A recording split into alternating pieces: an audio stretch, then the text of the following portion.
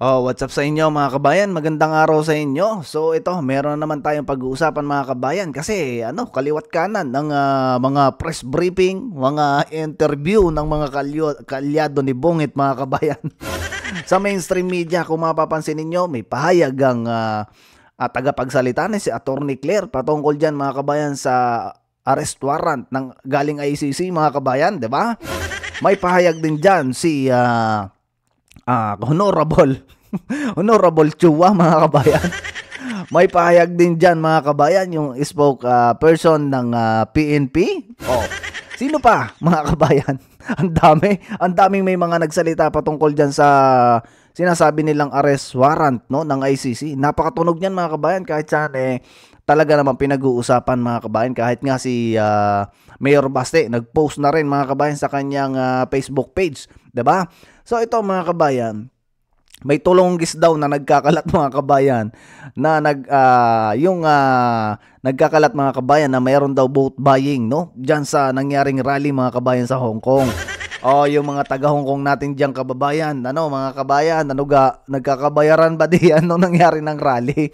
Sino kayang tulonggis na nagkakalat mga kabayan? Katulad na lang ng mga video, no? Siyempre, ang sabi diyan mga kabayan ni Garcia, umano'y vote buying sa isinagawang campaign rally sa Hong Kong, pinaiimbestigahan. So, ibig sabihin mga kabayan, going na yung investigation kasi pinaiimbestiga sa English niya mga kabayan, ongoing na, no, mga kabayan, yung pag-iimbestiga sa nagkalat daw mga kabayan na information na nagkakaroon ng vote buying, no, doon sa ginawang rally.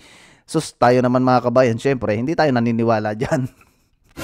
Kasi itong alagad ni Bungit mga kabayan, talagang puro ka fake news. So basahin muna natin mga kabayan yung sinasabi dito ni Comelec Garcia mga kabayan.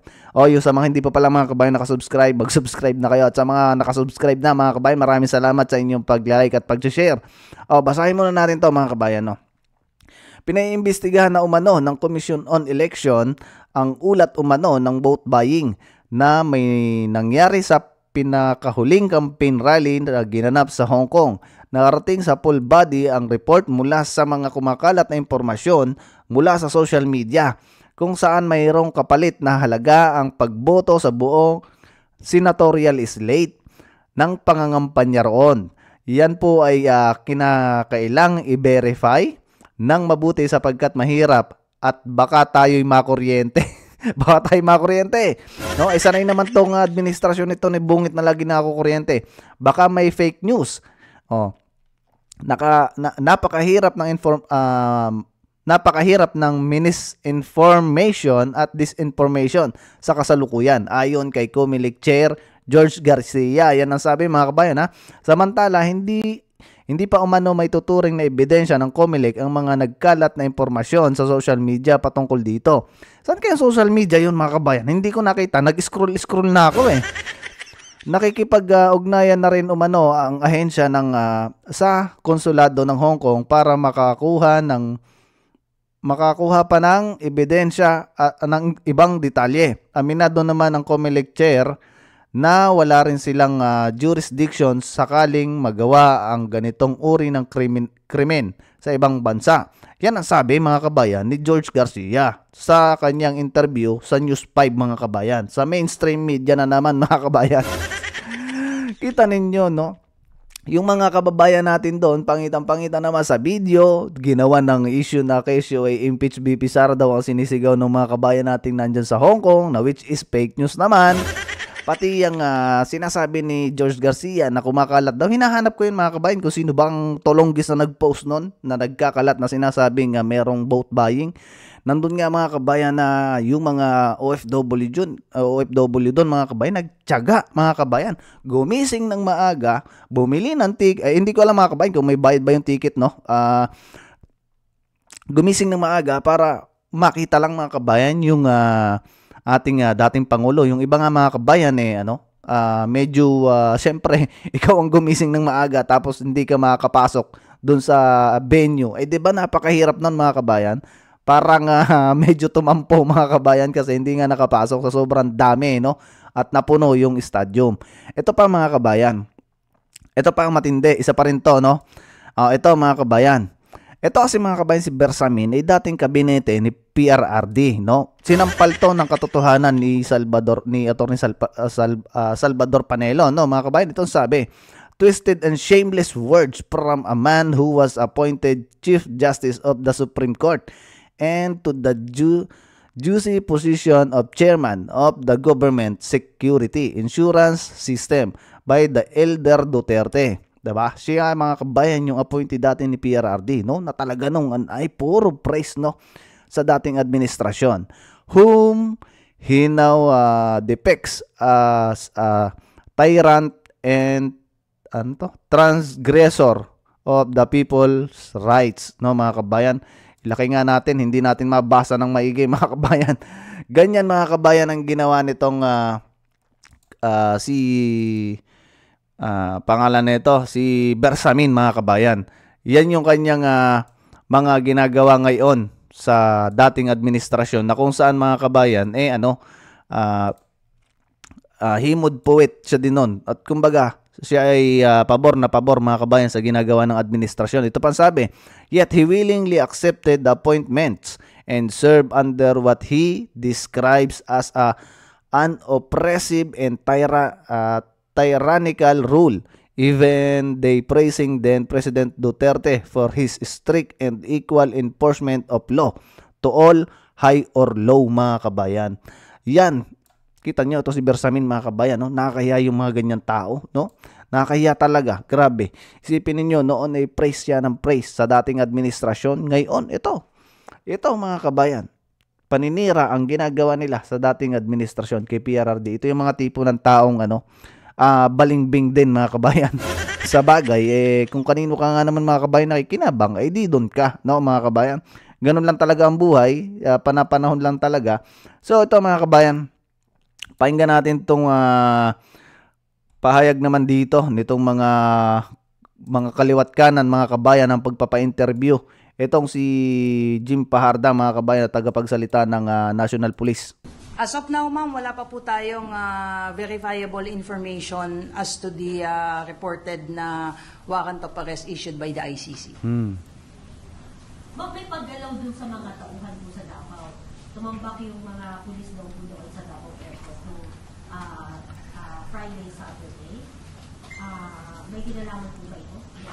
Possible na Linawin lang po natin ito, ma'am. Nakausap po natin yung mga taga Davao po, and according to them, yung mga movement po ng ating mga kapulisan doon is just part of the simulation exercise and relating po sa kanilang security preparation for Davao. And we have to stress the point po na this is not only limited po sa Davao, even yung other regions po ay nagkakonduct po ng simulation exercise, communication exercise, and other tabletop exercise. Again, as part of our security preparation for election po. This has nothing to do doon sa mga issues relating doon sa alleged issuance po ng warrant of arrest ng ICC.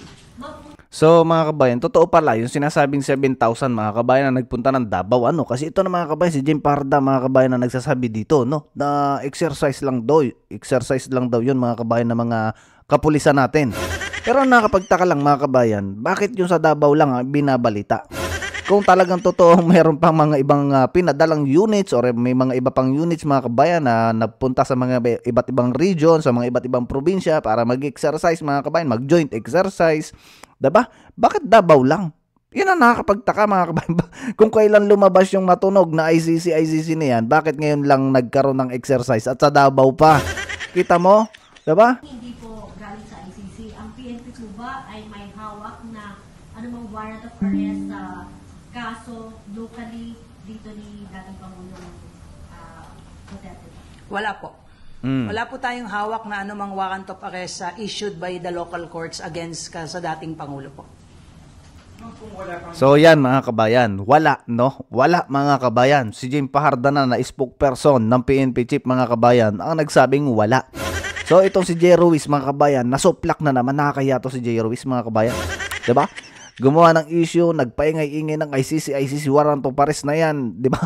Nadamay pa ang mga Interpol, di ba? Nakakahiya mga kabayan itong pinagawa na to ni Jay Ruiz. Kita nyo, nilaglag siya dito ni Paharda mga kabayan. Nilaglag siya. So ito, pakinggan naman natin mga kabayan, itong paglaglag din, no?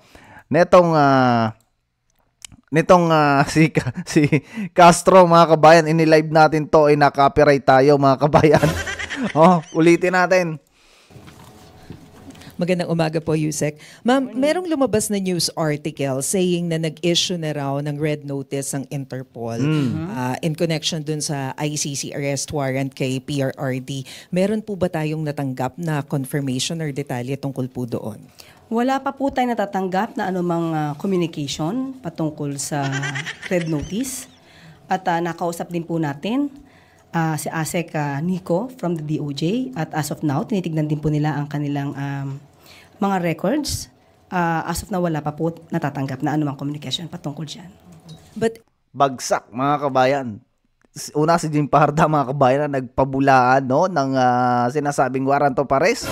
Ito ngayon mga kabayan si Attorney Claire, no, si Attorney Claire Castro na hindi ko alam mga kabayan kung kamag-anak ba to ni nung matandang Castro mga kabayan na nasa Congress. Pero kita nyo mga kabayan, di ba?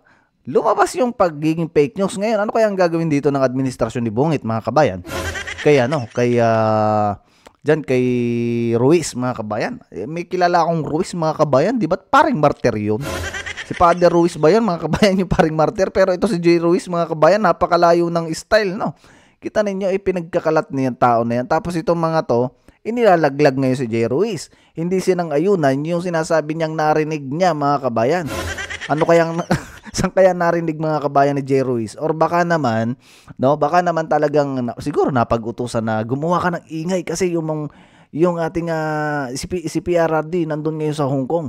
Doon ka mag-ingay ngayon, mag-ingay ka, gumawa ka ng gulo, gumawa ka ng issue patungkol dito sa ICC. Di ba? Naku, napakarami mga kabayan ng plano-plano tong mga to. Ito pa mga kabayan, hindi lang ito si Claire, hindi lang ito si Paharda ang nagpahayag dyan mga kabayan. Ito pa, isa pa rin to mga kabayan. Si Chua, no? Ito, pakinggan natin ang sinabi dito ni Chua. Hi, good morning, Kong Joel. Follow-up lang din po dun sa ICC issue. Sabi po kasi ni PCO Secretary J. Ruiz, we've heard that an arrest warrant has been issued. Though nasabi nyo nga rin po na we're waiting for the final confirmation. And sabi nga, the government is prepared for any eventuality. Malacanang nga has assured cooperation with Interpol if the ICC issues an arrest warrant. Ano pong masasabi nyo dito nga sa palace statement na ito? Well, kung totoo nga po na meron po kasi tayong legal and diplomatic obligation na dapat po nating sundin.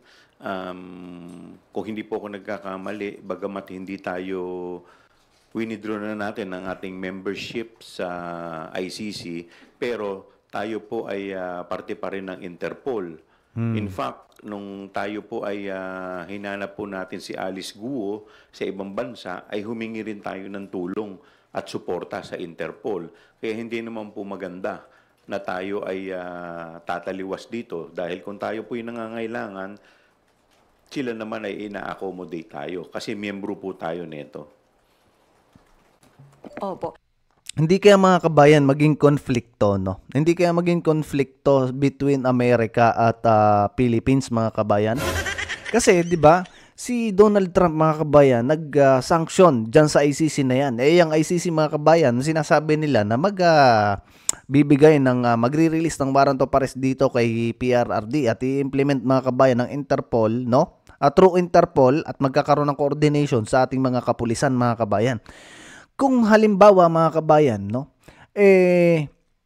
Ganyan nga na iserve nila mga kabayan ang warrant of arrest ni PRRD na galing sa ICC, hindi kaya mga kabayan na kumbaga maging konflikto sa Amerika mga kabayan, lalo na sa pamumuno ni Donald Trump, ni President Donald Trump. Isipin ninyo, 'di ba? Sinanksyon niya yung ICC na yan kasi ayaw niya mga kabayan diyan sa ICC na yan. Tapos tayo siyempre kaibigan natin ng Amerika, tayo kumbaga diyan lumalapit sa Amerika mga kabayan. Baka mamaya, no? Since na tayo ay kampi-kampi dyan sa ICC na yan at kumbaga taga-sunod-sunod tayo dyan sa ICC, Baka mamaya mga kabayan, sinanksyon na nga ni Donald Trump yung ICC tapos papaboran pa, no? Kumbaga mag-a-agree pa ang ating bansa dito sa ICC na to, na which is hindi na tayo member mga kabayan. Sa palagay ninyo, no? Naisip ko lang to mga kabayan. Baka mamaya mag-ano din sa atin si Donald Trump na hindi ko na nga kakampi ang ICC niyan, tapos ikaw kakampi ka dyan. Parang ganon, di ba mga kabayan? Baka mamaya maging konflikto. Ano nyo rin yung opinion nyo mga kabayan, kung yung pares tayo ng opinion. Di ba dito mga kabayan, ayan, si Jay Ruiz, di ba? Tatlong mga kilalang tao, yung mga nagpahayag na yan patungkol dyan na walang war na to pares, no, sa ating dating Pangulo. At yung mga pinagkakalat mga kabayan ng mga trolls ni Bongit na meron daw naging bayaran o meron daw vote buying, gawain niya ng kanilang sinusuportahan ng mga kaalyado ni Bungit. Isipin nyo, si Castro, di ba? Ay si Luistro, pinakita ko sa inyo, namimigay ng ayuda, namimigay ng pera ng Pilipino, mga kabayan, na which is ang trabaho niya ay maglimbag ng batas, mga kabayan, hindi mamigay ng ayuda. Diba? Kaya napapahiya sila kay Vice Ganda. Diba, mga kabayan? At isa pa, si Kimbo. Kita ninyo, lantaran yan, mga kabayan, na namimigay din sa covered court ng ayuda-ayuda. Sino pa, mga kabayan? Yan, kita nyo, si Romualdez, di ba? Yan ang pinuno nila kasi. Kahit napangitang-pangita mga kabayan na talagang bawal na bawal yan. Yung ginagawa nila na yan. Pero ano bang ginagawa ng mga otoridad o yung mga dapat na kumastigo sa mga ganyang kapalpakan? Lalo na yung kumilig, mga kabayan, si Garcia. Bakit hindi nila to bigyan ng pagkakataon na imbestigahan? At yan ay trabaho ng DSWD o pagsabihan man lang, mga kabayan. Ito si Jay Ruiz, nagkalat ng ka-fake newsan, mga kabayan. Ano kayang gagawin dito ng administrasyon? Iti-terminate kaya to, mga kabayan? Kasi siya ang nanguna na magkalat ng ka-fake newsan na appointee ni Bongit, mga kabayan. Sa palagay ninyo, ano ang masasabi nyo dito, mga kabayan, sa mga pinagagawa at pinagsasabi nito ni Jay Ruiz? Naka-appoint lang, mga kabayan, kabago-bago lang, di ba? Ang bigat na ng issue niya patungkol dyan sa nagkaroon siya ng kontrata sa gobyerno. Tapos ngayon ito, mga kabayan, nagkalat ng fake news at ginambala niya itong yung mga mga mahiling magpa-presscon, mga kabayan. So anyway, mga kabayan, hanggang dito lang muna yung video natin. Maraming salamat sa inyo at I hope na sana, no, mga kabayan, wag kayong magsasawa na suportahan at ikampanya natin, mga kabayan, yung ating mga pambato dito kasi 10 na sila dito, mga kabayan, nandito pa lang sa ating picture, mga kabayan, Siyam. 10 na sila dyan, mga kabayan, kasama na si Dr. Mata, no, mga kabayan, isasama na rin natin yon, no. At syempre, maganda rin yung meron tayong senador na doktor, mga kabayan. Sa ganun, pagdating dyan sa mga PhilHealth na yan, merong maglalaban or merong panlaban tayo or magtatanggol sa ating mga budget, mga kabayan, patungkol sa kalusugan ng mga Pilipino. So, adjust muna sa inyo, mga kabayan. See you sa susunod video.